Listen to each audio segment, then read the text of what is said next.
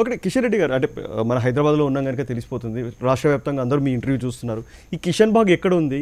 మత కలహాలు మీరు చెప్తున్నటువంటి ఏదైతే జూన్ 13 నాడు 2014 మత కలహాలు ఆ టైంలో జరిగాయా? మత కలహాలు జరిగాయండి.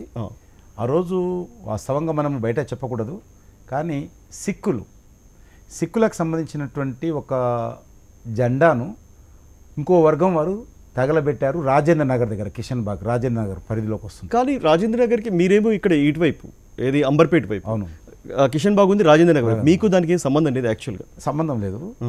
అది అక్కడ ఒక జెండా తగలబెట్టారు. తగలబెట్టినప్పుడు ఇటు సైడ్ నుంచి ఒక వర్గం వారు వచ్చారు, అటు సైడ్ నుంచి వేరే వర్గం వారు వచ్చారు. ముస్లిమ్స్ అప్పుడు ఆ టైంలో రాళ్ళు వేసుకున్నారు. ఆ తర్వాత పెద్ద మాపు తయారైతే పోలీస్ కాల్పులు జరిపితే 3 మంది చనిపోయారు. అది జరిగినటువంటి విషయం వాస్తవమే. అదంతా లింకప్ చేస్తూ మరి వెబ్సైట్లో తీసి మాట్లాడారా, లేకపోతే పేపర్లో తీసి మాట్లాడారా, మొత్తం లింకప్ చేస్తూ స్టోరీ తయారు చేశారు.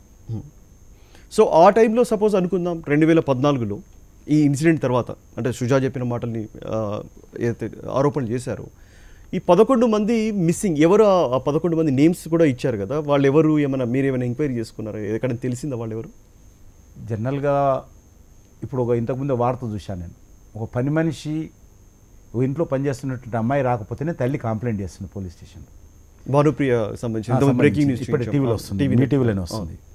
మరి ఈరోజు సైబర్ ఎక్స్పర్ట్స్గా వీళ్ళందరూ కూడా ఎవరు? వీళ్ళందరూ ఆయన చెప్పిన దాని ప్రకారము మేము రిలయన్స్ కంపెనీ సహకారంతో మా పార్టీ హైదరాబాద్లో ఉన్నటువంటి ఈసీఐఎల్ ద్వారా మరి టెక్నాలజీతోటి రిలయన్స్ కంపెనీ సహకారంతో టెక్నాలజీ ఏర్పాటు చేసుకొని మేము ఈవీఎంలు ట్యాంపరింగ్ చేశాము.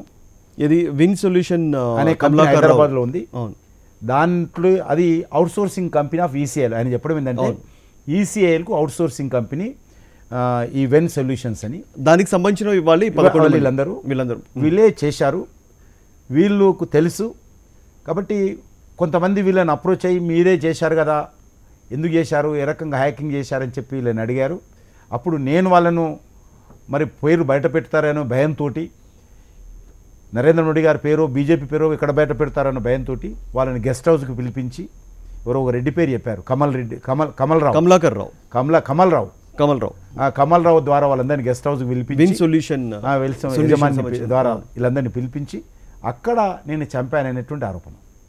11 మందిని నేను చంపితే 11 కుటుంబాలు, అంటే సాఫ్ట్వేర్ ఇంజనీర్ కుటుంబాలంటే సాధారణ ఆషామాషి కుటుంబాలు కావు. సాఫ్ట్వేర్ ఇంజనీర్కి సంబంధించినటువంటి 11 కుటుంబాలు ఎక్స్పర్ట్స్ చంపితే ఒక్క పోలీస్ స్టేషన్లో పోయి అలా భార్యో లేకపోతే కొడుకో తండ్రో అన్నో చెన్నో ఎవరైనా పోలీస్ స్టేషన్లో కంప్లైంట్ ఇవ్వాలి కదా. నాకు తెలిసినంత వరకు ఎక్కడ కూడా అప్పుడు మిస్సింగ్ కేసులు లేవు.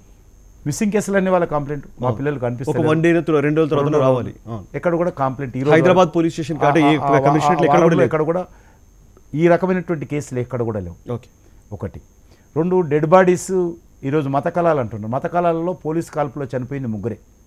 మరి మిగతా ఈ 11 మంది డెడ్ బాడీస్ అక్కడ దొరకాలి కదా, మత కళాలలో డెడ్ బాడీస్ కూడా దొరకలేదు. అంటే 11లో 3 తీసేస్తే మిగతా 8 అయితే దొరకాలి అనుకుందాం.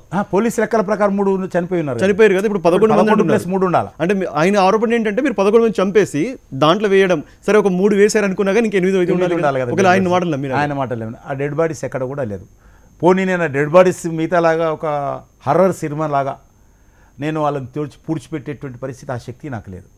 కాబట్టి ఇది ఎక్కడ కూడా అతకనటువంటి, లింకు లేనటువంటి, ఆధారాలు లేనటువంటి, కల్పితమైనటువంటి ఒక సంఘటనలతో కూడినటువంటి ఒక పెద్ద ఆరోపణ భారతీయ జనతా పార్టీ పైన నా పైన చేశారు.